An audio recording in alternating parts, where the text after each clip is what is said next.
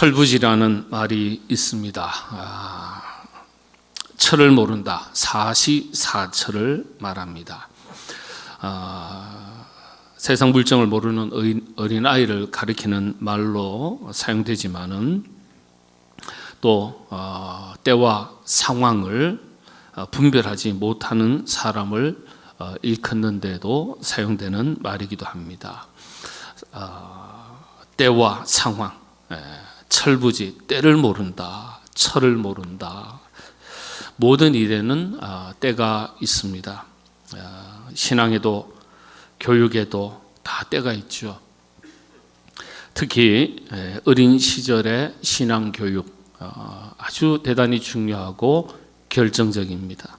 이 시기를 놓치면 신앙에 물드는 것보다는 세상에 물드는 것이 훨씬 쉬워질 수 있습니다.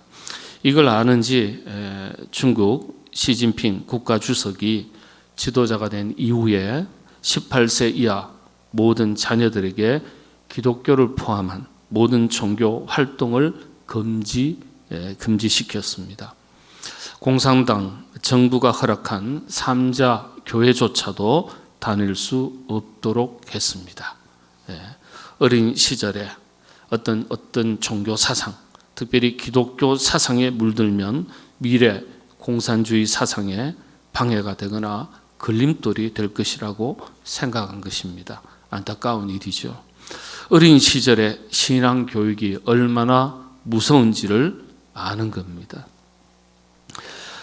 교육심리학자 제임스 파울로라는 분이 있는데 신앙 발달 이론에서요, 아동기와 초기 청소년기의 경험이 평생의 신앙 구조를 형성한다. 이건 우리 기독교 교육심리, 교육학의 교과서입니다. 아동기와 초기 청소년기의 경험이 평생의 신앙 구조를 형성한다. 어린 시절의 신앙은요, 이 어떤 지식, 정보가 아니라 머릿속에 담아두는 정도가 아니라 한 사람의 정체성을 만든다는 거예요.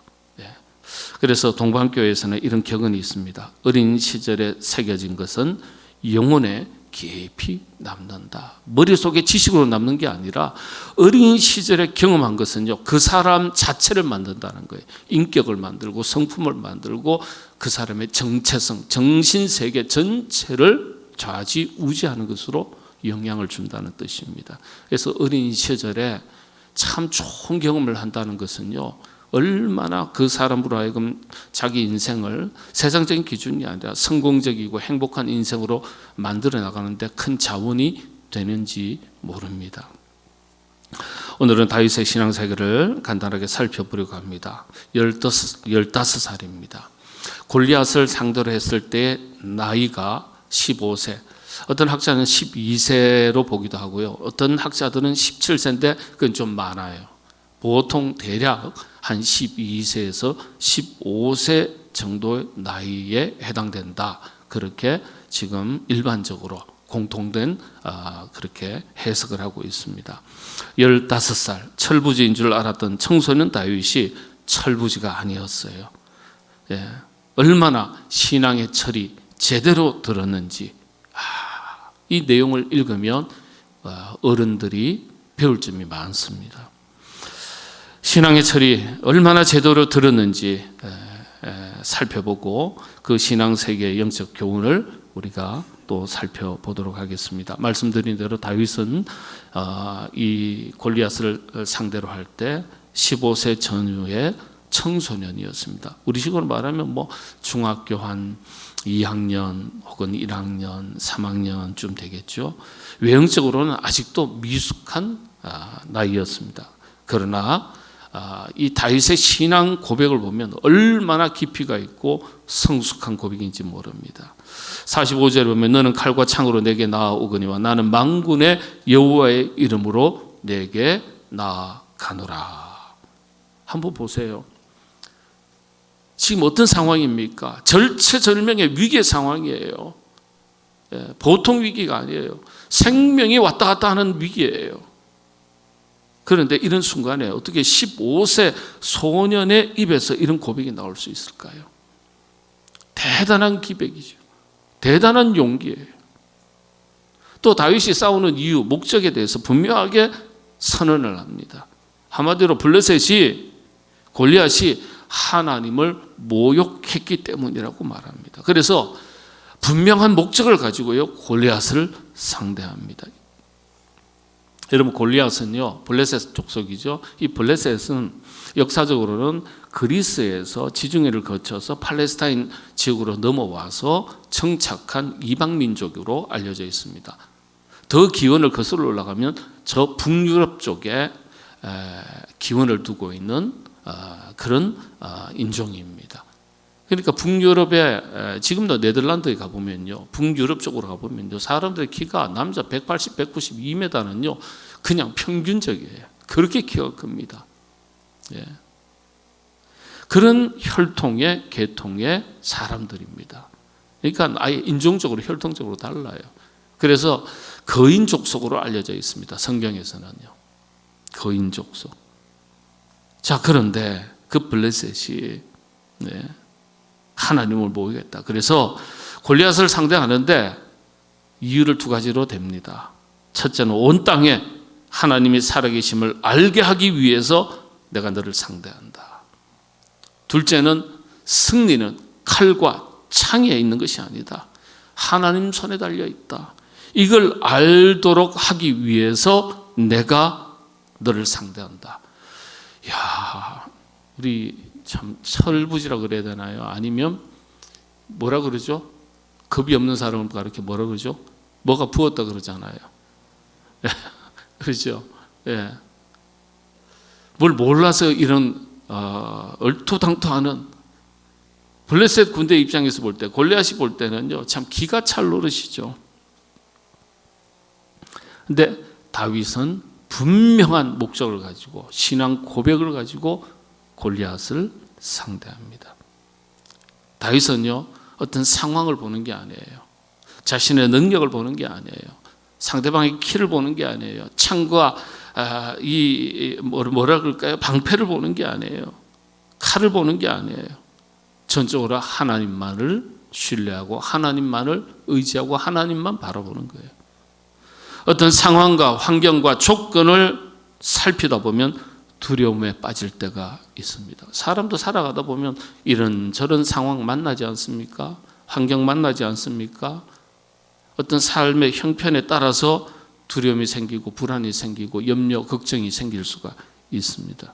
그런데 다윗은 오직 하나님만을 신뢰하고 바라봤습니다. 이게 다윗의 신앙 세계의 출발점이었습니다. 오직 하나님만 바라본다. 하나님만 신뢰한다. 네.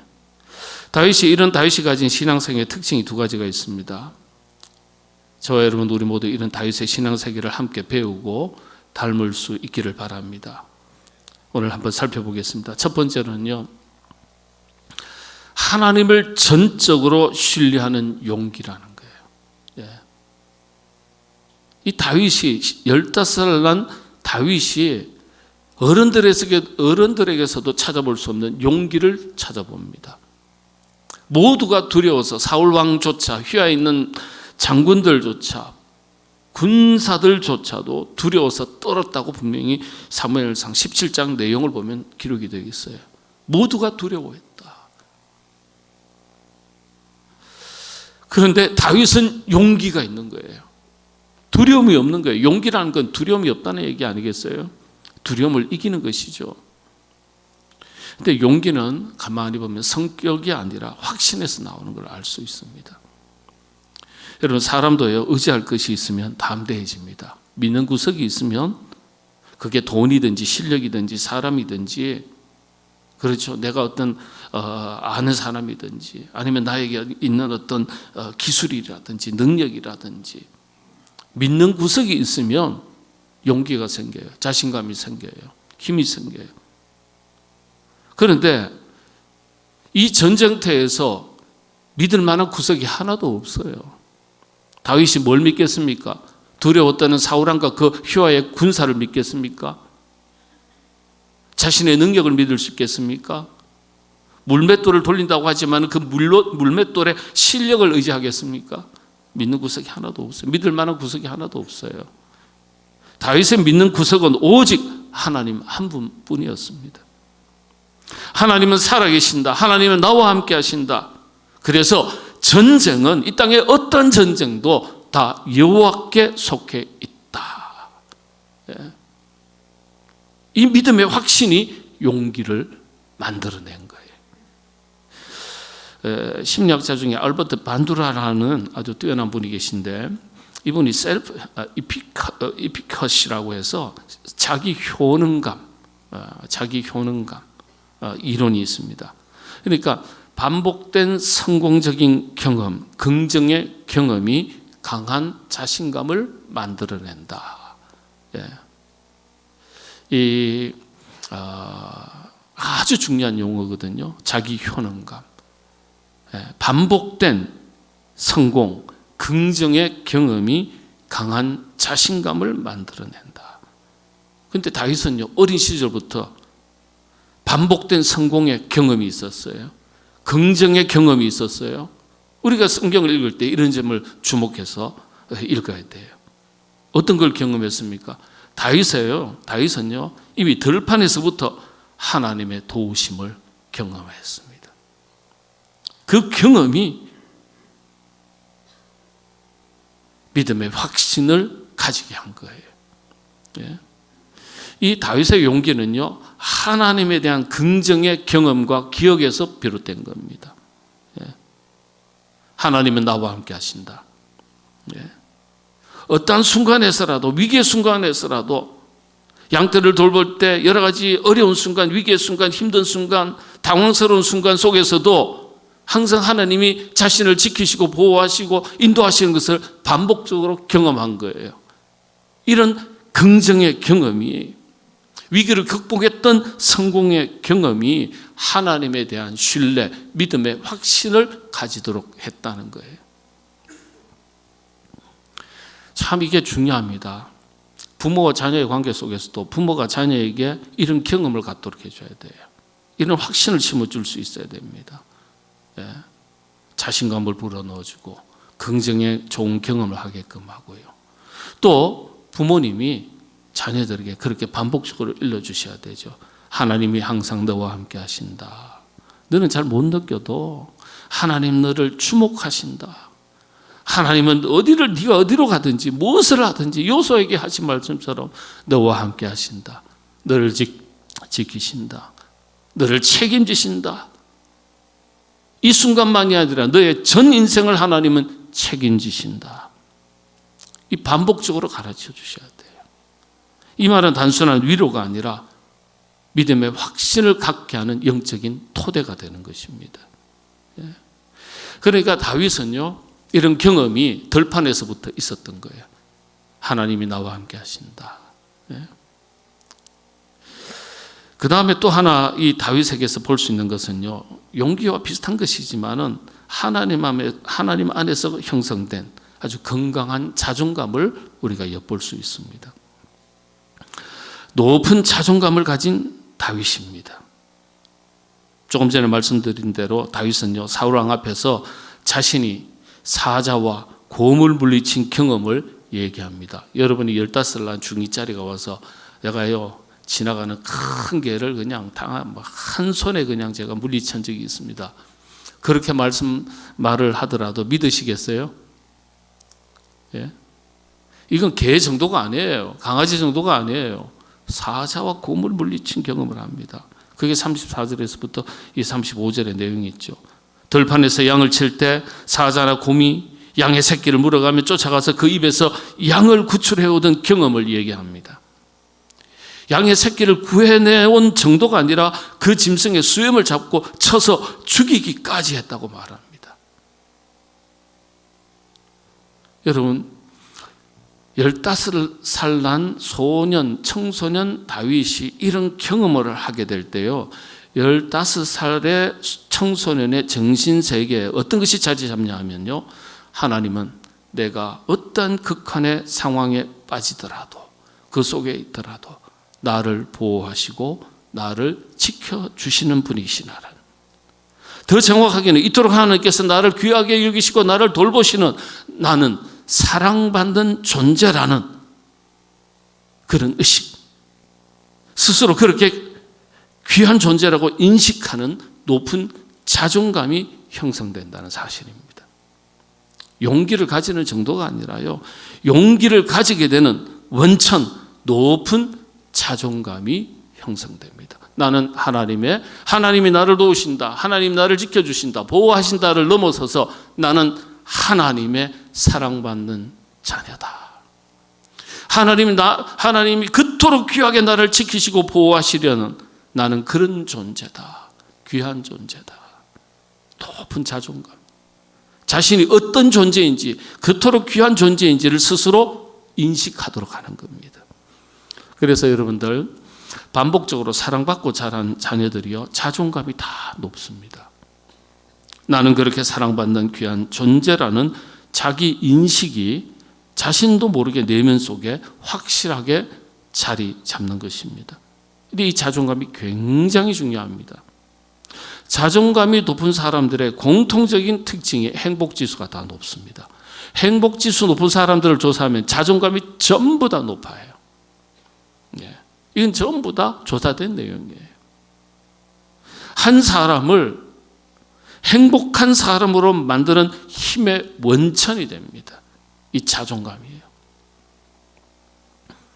어떤 환경과 상황에 관계없이 자신에 대해서 스스로 느끼는 감정이 긍정적입니다. 자기 존재를 스스로 귀하게 인식하고 있으니까요. 네. 다른 사람이 나를 뭐라 하더라도 휘둘리지 않습니다. 듣기 싫은 소리일지는 모르지만 그것 때문에 내 자신을 평가절하하지 않습니다. 왜냐? 자기가 자기 자신을 인식할 때 어떻게 인식한다고요? 나는 귀한 존재다. 나는 사랑받는 존재다. 이 인식이 딱 자기 정체성에 자리 잡고 있기 때문에, 높은 자존감으로 형성되어 있기 때문에, 그래서 어떤 세상의 환경과 상황 속에서도 흔들리지 않는 거예요. 이 높은 자존감은요, 그래서 참 자기 인생을 행복한 인생으로 살아가게 하는 힘의 원천이 되는 것입니다. 그 출발점은요, 다름 아닌 자기가 믿는 하나님에 대한 신앙에서 비롯되는 것이죠. 저는 이런 건강한 자존감을 만들어주고 또 용기를 가지게 하는 믿음의 확신이, 하나님은 나를 사랑하시고 지키시고 보호하시는, 인도하시는 분이시라는 이 믿음의 확신이 우리 자녀들에게, 또 부모님들에게, 우리 모두에게 확고하게 형성될 수 있기를 바랍니다. 오늘 많은 우리 자녀들이요, 비교 속에서 자라납니다. 한 반에 30명, 저희 때는 70명이거든요. 70명 중에 1등은 한 명밖에 없어요. 네. 성적으로 비교당하고 외모로 비교당하고, 그러다 보니까 우리 요즘 어린 자녀들, 청소년들이요, 자존감이 많이 무너져 있습니다. 자존감이. 정말 좋은 시대를 살고 풍요 속에서 살지만은 그럼에도 불구하고 자존감이 낮아요. 신앙 안에서 자란 자녀들은 좀 더 달라야 되지 않겠습니까? 이유가 뭡니까? 반복적으로 부모님이 가르쳐 주셔야 돼요. 성경이 그렇게 말하고 있지 않습니까? 너는 하나님의 사랑받는 자녀다. 그러면 나는 하나님의 사랑받는 자녀다. 이 정체성이 아이를 강하게 만드는 거예요. 자존감을 높여줍니다. 그래서 부모님은 자녀에게 믿음의 자녀로서의 정체성, 그리고 높은 자존감을 갖도록 자녀들을 끊임없이 격려하고 좋은 경험을 많이 가질 수 있도록 가르쳐야 되는 거예요. 너는 하나님의 사람이다. 이 말을 반복해서 들은 아이는 한때 방황하고 한때 좌절하고 한때 갈등할 수는 있을지 몰라도 이 아이는 결코 전 인생에 걸쳐서는 무너지지 않습니다. 심리학자 중에 에릭슨이라는 분이 있습니다. 아주 유명한 분이죠. 이 청소년 시기의 핵심 과제가 뭐냐면 이런 건강한 정체성 형성이라고 말합니다. 건강한 정체성. 그래서 건강한 정체성, 그리고 높은 자존감을 잘 형성한 사람은요, 인생에 앞으로 살아가면서 20대, 30대, 40대, 50대, 60대 살아가면서 여러 가지 인생의 파고들이 닥치고 인생의 실패를 경험해도요, 건강하게 자기 자신의 삶이 무너지지 않는다는 거예요. 잘 지킨다는 거예요. 비교와 평가 속에서 자라면 자존감이 흔들리지만은 분명한 정체성을 가진 사람은 흔들리지 않는다는 거예요. 말씀드린 대로 오늘 많은 자녀들은 성적과 외모 여러 가지 조건 속에서 평가를 받으면서 때로는 자존감이 무너질 때가 있습니다. 그러나 신앙 안에서 자란 자녀는 좀 더 달라야 한다고 믿습니다. 나는 하나님의 자녀다. 이 건강한 정체성. 그리고 나는 하나님의 사랑받는 자녀다. 그토록 귀한 존재다. 높은 자존감을 형성하는 자녀들.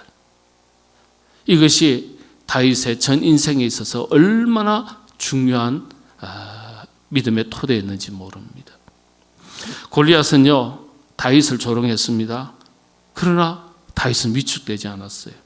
오히려 더 담대해지는 거예요. 왜입니까? 자신을 하나님의 시선으로 봤기 때문이에요.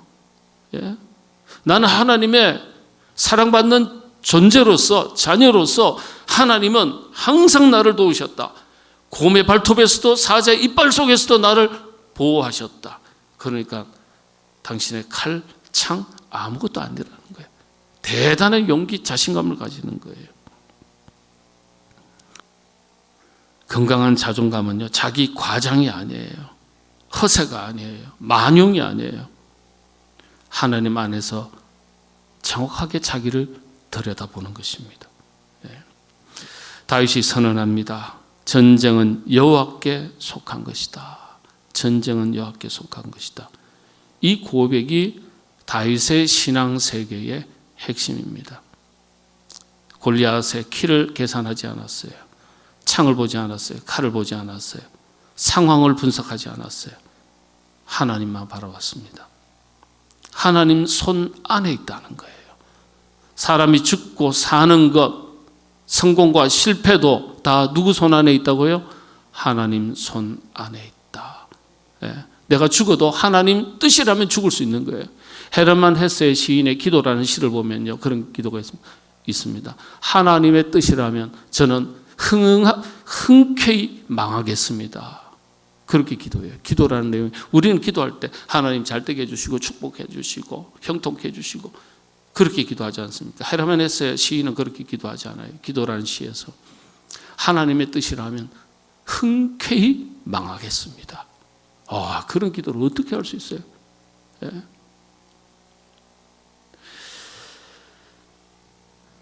우리 자녀들이 비교 속에서 주눅든 인생이 아니라 하나님의 사랑받는 자녀라는 정체성 위에 든든하게 설 수 있기를 바랍니다. 부모님 세대 역시 마찬가지입니다.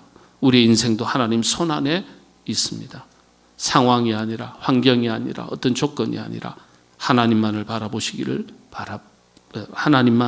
바랍니다. 문제가 아니라, 우리 손에는 문제가 있지만 하나님 손에는 뭐가 있다고요? 열쇠가 있습니다. 답이 있습니다. 우리는 질문이 있지만 하나님은 답을 가지고 계십니다. 그러니까 우리가 하나님만 바라봐야 될 이유가 여기에 있습니다. 다윗은 하나님 손 안에 있다. 이기고 지는 것, 열쇠는, 답은 하나님 손 안에 있다. 15살짜리의 입에서 이런 고백이 나왔다면 인생 수십 년 살았던 우리들은, 부모 세대들은 당연한 것 아니겠습니까? 우리 자녀들이 다윗과 같은 자녀가 되기를 바라고, 또 모든 부모님들은 여러분의 자녀를 다윗과 같은 자녀로 길러내시는 부모님 되시기를 바라고, 다윗과 같은 신앙을 부모님들도 소유하시고 자신의 인생을 멋지게 승리의 삶을 살아가시는 여러분 다 되시기를 바랍니다.